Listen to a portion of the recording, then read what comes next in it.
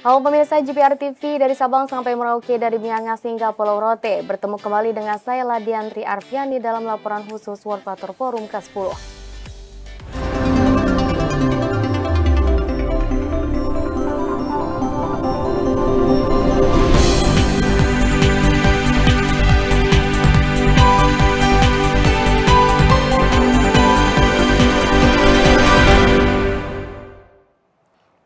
Mengawali informasi pertama pemirsa, Deputi Bidang Koordinasi Pengelolaan Lingkungan dan Kehutanan Kemenkomarves Nani Hendiarti memaparkan urgensi pendanaan pembiayaan air bersama di High Level Panel World Water Forum ke-10.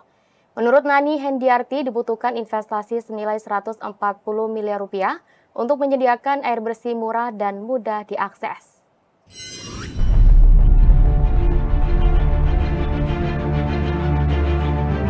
World Water Forum ke-10 di Bali menjadi momentum untuk merancang mekanisme pendanaan bersama pembangunan infrastruktur air dan sanitasi.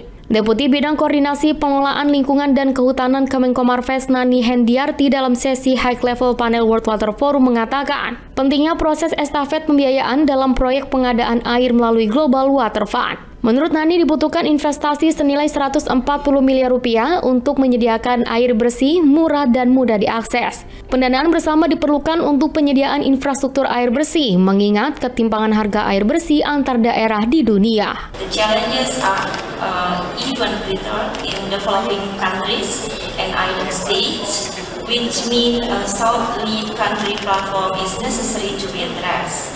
An appropriate financing delivery mechanism is also needed for the water sector, one of which is blended finance mechanism for large-scale projects. By combining various funds from stakeholders, especially private sector in the water management. Pemirsa, selain mengusulkan adanya Global Water Fund dalam gelaran World Water Forum ke-10, pemerintah Indonesia juga mengusulkan skema dana abadi untuk pembiayaan proyek sumber daya air. Direktur Jenderal Pembiayaan Infrastruktur PUPR Heri Trisaputra Zuna menilai perlunya skema dana abadi agar kebutuhan biaya pemeliharaan infrastruktur sumber daya air dapat terjaga dengan baik.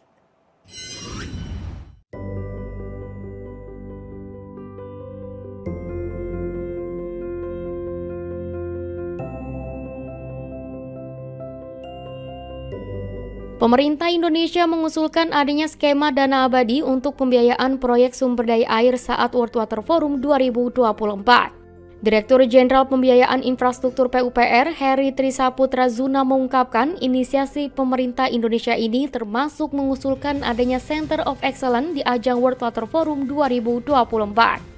Heri menjelaskan bahwa dana abadi untuk proyek sumber daya air akan diinvestasikan dan hasil dari investasi tersebut akan digunakan untuk pemeliharaan aset infrastruktur air. Dalam konferensi pers, ia mengatakan dana abadi air yang diusulkan oleh Indonesia nantinya akan berasal dari beberapa sumber dana, mulai dari dana pemerintah hingga sumber eksternal seperti biaya jasa pengelolaan sumber daya air. Untuk itu, pemerintah Indonesia mendorong adanya dana abadi yang diharapkan dapat meningkatkan konsistensi pembangunan proyek yang berkelanjutan. Pada kesempatan ini juga di dalam Center of Excellence, pemerintah Indonesia mengusulkan yang namanya Endowment Fund untuk Water Resource Project. Jadi dana abadi semacam seperti itu. Gunanya untuk apa? Untuk agar kebutuhan biaya pemeliharaan infrastruktur sumber daya air dan juga untuk menjaga konservasi di hulu bisa terjaga dengan baik, karena semuanya tentu membutuhkan biaya. Masih dalam laporan khusus World Water Forum ke-10 pemirsa, Kementerian Pekerjaan Umum dan Perumahan Rakyat menyatakan program penyediaan air minum sanitasi berbasis masyarakat dan sanitasi berbasis masyarakat sebagai contoh baik dalam pengelolaan air di perhelatan World Water Forum ke-10.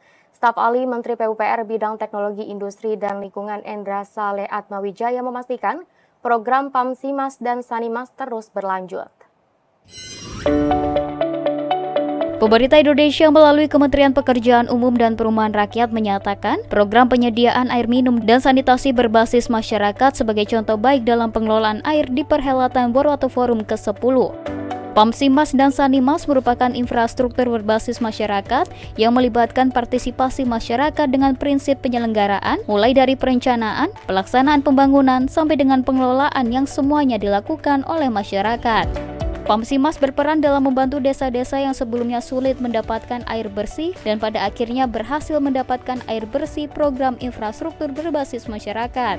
Staf Ahli Menteri PUPR Bidang Teknologi, Industri dan Lingkungan Endra Saleh Atmawijaya selaku Wakil Ketua Sekretariat Panitia Nasional Borowato Forum ke-10 memastikan program dan penyediaan air minum dan sanitasi berbasis masyarakat terus berlanjut dengan mereplikasi langkah-langkah sesuai target yang dicanangkan.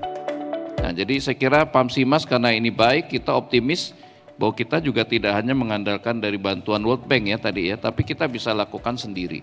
Ini kan model ya, jadi model ini bisa direplikasi oleh pemerintah Indonesia sendiri, bisa juga oleh Pemda. Jadi saya kira kalau nama bisa berganti, tapi modelnya tetap ya, atau bahkan dikembangkan. Jadi kita gunakan juga model ini ketika terjadi krisis ekonomi ya tahun 2000 sampai 2022 sebagai bantalan supaya orang bisa kerja.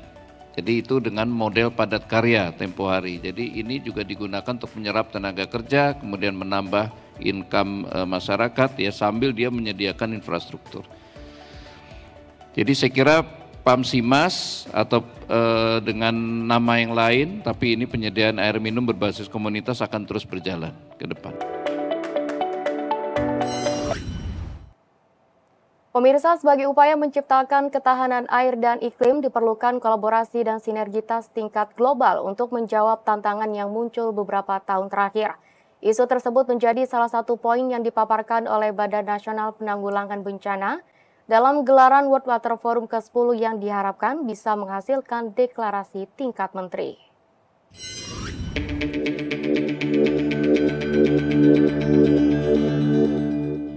Perubahan iklim menjadi salah satu pemicu utama dari berbagai persoalan air global seperti hujan berlebihan karena perubahan iklim yang menimbulkan bencana banjir hingga longsor di berbagai negara. Deputi Bidang Sistem dan Strategi Badan Nasional Penanggulangan Bencana Raditya Jati mengatakan, bencana tanah longsor dengan dampak kerusakan dan korban jiwa yang cukup besar tidak hanya melanda Indonesia, namun juga melanda beberapa negara di dunia beberapa tahun terakhir, antara lain Davao de Oro Filipina yang menyebabkan 33 orang meninggal dunia, Nepal 25 orang meninggal dunia, dan Kirgistan 4 orang meninggal dunia dan 20 orang hilang. Untuk itu, sebagai upaya menciptakan ketahanan air dan iklim, diperlukan kolaborasi dan sinergitas tingkat global untuk menjawab tantangan serta isu mengenai air yang muncul beberapa tahun terakhir. Isu tersebut juga menjadi salah satu poin yang dipaparkan oleh BNPB dalam gelaran World Water Forum ke-10. Hal itu perlu dibahas secara konkret melalui Forum Air Dunia sehingga bisa menghasilkan deklarasi tingkat menteri sebagai keluaran utama.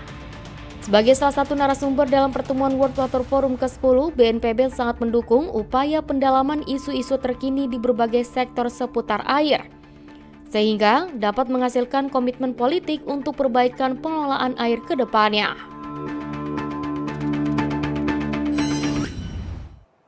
Pemirsa, kami akan kembali dengan laporan khusus terkait dengan World Water Forum ke-10 lainnya. Tetaplah bersama kami sesaat lagi.